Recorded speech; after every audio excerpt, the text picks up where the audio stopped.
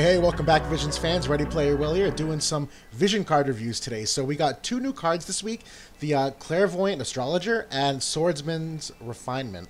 Both really interesting cards. I actually like them a lot. They're probably not apparent why they're so good at first, but I think there's some extra context here which will probably make itself more clear as we talk about it. So without further ado, let's kind of jump right into them. So Clairvoyant Astrologer, pretty awesome card overall in terms of what it has to bring for abilities. So SPR 4 is nice. Anytime you get that small little increase here and there, it helps. But the unit effect is conditional on being either Lancer Dragoon, Valkyrie, or Baron Dragoon. And it's a unit attack resistance, which is kind of like the Odin card. So not that many units can utilize that at first glance, but we'll see more about that soon. It's really more the party effect. So the attack of 35% and the increase of acquired AP 35%. I'm going to get into both of those soon. Really, because when I first saw this card in my head, I'm like, Irresistible Darkness already is 35% attack boost. Ifrit's 50%. Fleeting Blossom's Banquet is 50% increased acquired AP. Like, there's some other stuff out here which like seems better, but like obviously isn't the same on the same card. But the real cool thing about this is that there is an ability on it. Now again, this is limited to the Lancer Dragoon, etc. So not available to everybody. And as far as abilities go, it's not that potent of ability, but it's a pretty decently large AoE for 27 AP for a defensive break that, you know, don't underrate it. 25%, every little bit helps. So it's nice. The units that essentially benefit from the attack resistance of 6 and this ability. So the Dragoons, it's Winter Mashri, Victora, both the URs, Alim and Lorenzo, and then Eileen, Old, Ramada, Glaciella, Kane. I really only have URs and MRs listed here. SRs just really aren't that competitive in the overall, so talk about them. Not at all. That being said, so if you're looking at that list and you're like, who really benefits a lot from this? Like, who do I use a lot? This list is actually kind of limited outside of, like, Glaciella and Kane. And even then, Kane, you're probably using Demon Wall instead. And Glaciella, this card's probably pretty good on her. So yeah, they're really limited overall for who you think might do well with this. So you think. I'm gonna throw the breadcrumbs out there and tease you till I get there. So, in terms of comparable cards, this is the first thing I wanted to do. So, Irresistible Darkness, kind of the same idea. 35% attack increase is, you know, the big one, and obviously has the magic resist instead of the acquired AP. So, you know, you have to weigh situationally which one is better. But like overall, Darkness has way more HP on the card, and attack is about the same. So no big deal. So overall, like not a huge difference between those two cards. Fleeting Blossom Banquet, so this is the one that's the increased acquired AP, so this is 35% versus 50%, and if you're, again, looking at stats, like, the HP is actually fairly, worse on the Banquet, so that's, you know, good for the new card. Attack's about the same. This one does have magic on it, so hypothetically a little more versatile on who you can put it on. The light resist is a bit more applicable overall, given the light meta we might be coming into. And acquired AP 50 is obviously better than 35, but how much better, we'll see soon. And then the third one is Ifrit, where you say, okay, like 35% attack is nice, but like, what about 50% attack? Well, the idea behind this card is so it's better on the HP, but the attack is worse. Maybe not significantly so, but it's worse. And then the unit effect, so sure, even though you may not get the unit resist effect on this card, on the new one, because you're not using one of the Lancers or Dragoons, you're probably also not going to get the fire attack up on Ifrit, unless you're using a fire unit, which there's some you would, but like not many. So overall, like Ifrit, you know, the versatility of that card is kind of equivalent in terms of the overall benefit you get. So the first thing I really wanted to look at was the materiality of some of these buffs. So I said, hey, let's take Sid, good old classic favorite. I put him in the builder and I put these equips on him, so pretty standard. You know, Coral Sword, Bells, Odin, Aegeon for the Vision card, the passives, Guild Snatchers, yada yada.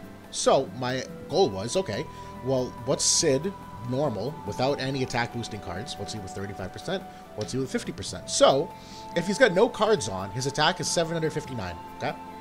If you put the 35% card on him, meaning the new one, Astro, or Irresistible Darkness, the Dwayne card, you go from 759 to 857, so basically 100 attack. I would say that's pretty material, 100 attack. If you go with the Ifrit card instead of, you know, Astro or Darkness, you go from 759 to 899. Now, here's the thing. That's still a good jump, but the difference between 35% and 50% is only an extra attack of 42, which I don't know if it's that big enough to warrant the Ifrit card, you know, comparative to the Astrologian card, which you get 35% acquired AP as well. So, you know, you have to ask yourself, would I rather have more acquired AP, or would I rather have an extra 42 attack? And I think the answer universally would be like more AP, just more abilities and you know, yeah, more impact on the team fight overall. So the next thing I wanted to do was, let's look at the AP up. Fleeting Blossom Banquets, the 50% versus the 35%. So there's really two ways you generate AP in this game. The first is by using abilities that are TP related. And so essentially what you do is you take your TP and you cut it in half. That's how much AP you get. So in the instance of Sid, if he uses Crest of the Black Lion, that's his like default buff to start the fight, it's 18 TP attack or skill. Well, if you use it without any of these vision cards, he's going to get 9 AP. If you use it with the 35% card, meaning the new one, you're going to get 12. And if you use 50% AP, it's going to be 13. Now, the game tends to round down, as far as I'm aware, that if you have decimals, you never round up. So, technically, the 50% AP was like 13.8. So, if I'm wrong on this, and it does round up, it's actually a little more of a gap, but not significantly. So, you have to ask yourself, like, if I'm just using this TP ability, is the difference between 35% and 50% that big? The answer is no. Where you don't need Fleeting Blossom Banquets, you could just do just fine with the other one. But that being said, there's other ways to acquire AP, and it's either through normal attack, so just regular base attack, and there's a difference whether it's front, side, or back, and I will try here, we'll see. The second one is if you kill an enemy, you get AP, and if you get a critical hit, you get AP. So, these are all those 5 situations. So, for instance, if you're having no AP up cards at all, normal attack will give you, from the front, will give you 8. From the side will give you 14. From the back will give you 20. If you kill a target, 4. And if you critical hit, it's 4. So really the idea is like how material is the differences here in the 35% and 50%. So like normal, I think the most common normal attack is probably from the front or the side. So like hypothetically, you have to ask yourself like, is 10 really that different from 12? Is 18 really that different from 21? The answer is probably no. The same idea here with like the kill target and critical hit, like it's an extra 1 AP. So overall, like 35% versus 50%, it matters a little bit, but like probably not as significant as you'd think. Yeah, it's still a judgment call, you know, whether it's worth having that extra 3 or 4 AP at best. Or whether you'd rather have the attack up of 35%. I would tend to say you probably want the attack up.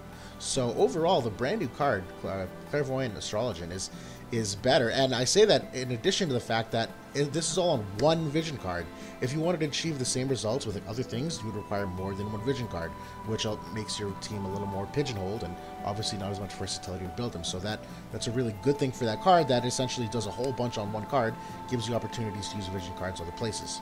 So, why is this card interesting? X jobs are coming soon, like next week, if not the week after. And it's basically upgrades to the characters that exist just for competitive balance, make them more relevant, change what they do. And Old and Eileen are 2 of the very first ones that are getting an X job upgrade.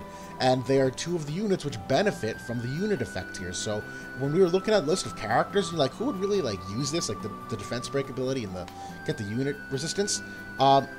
You could probably reasonably add these 2 to the card because they're going to get more use soon. And so the X jobs give them some new abilities, they upgrade certain abilities, they give them more stats, overall make them more, like I said, competitive. So if you're thinking about this card and you're like, man, I like this card, but I don't know who to put it on per se, well, you're about to get 2 new units to throw into the mix. So just keep that in mind potentially. The next card here, Swordsman's Refinement.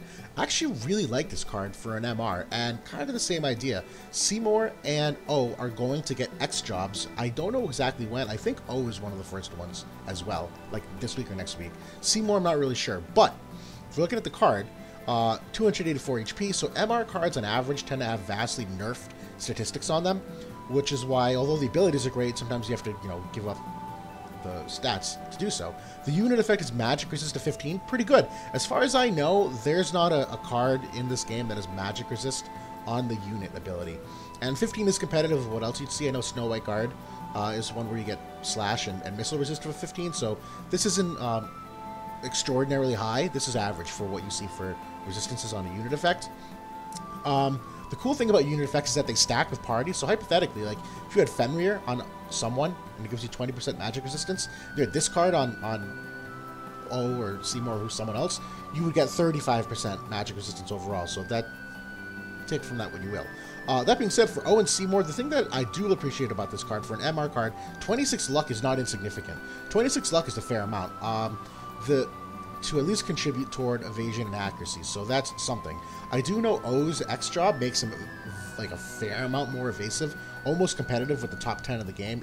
I think he's in the top 10 to be honest. So that luck is going to help him be more evasive, and obviously these the unit effects for both of them, the defense penetration and attack 50%, make them hit a lot harder. So for those two characters, I like this a lot. Even without that ability though, the increase of slash attack of 20 for the party, it's okay. It's not the best, and the reason why I say that is because you have to consider what are you comparing it to. So comparable cards, Aegon to me is the number one, where the slash attack up of 25 on this card. So you're talking 20 versus 25. So not only is this like better right off the bat, but you also get 15 accuracy. The unit effect, they get slashes penetration of 20, so a little bit different, style there. But also attack is way higher. An extra, what is that, 60, about 60 attack, 64 attack, dexterity, critical hit and accuracy. So like overall, like Aegon definitely is better. I don't think magic resist is that hard to come by in this game that you need the unit effect on the Swordsman card. And the second one, this card's not as good, if only because the unit effect is kind of useless in the broad scheme of the game. But like technically, like HP way higher, attack way higher, and this one is increased slash of 35% as opposed to the 25%. The unit effect, this debuff resistance, is like super niche, and honestly doesn't affect balance that much. So like if you're using the Swordsman card for slash attack up, there's two other, and again these are UR cards, not MR. So yes, you have to consider that they are more expensive to build, but they're significantly better.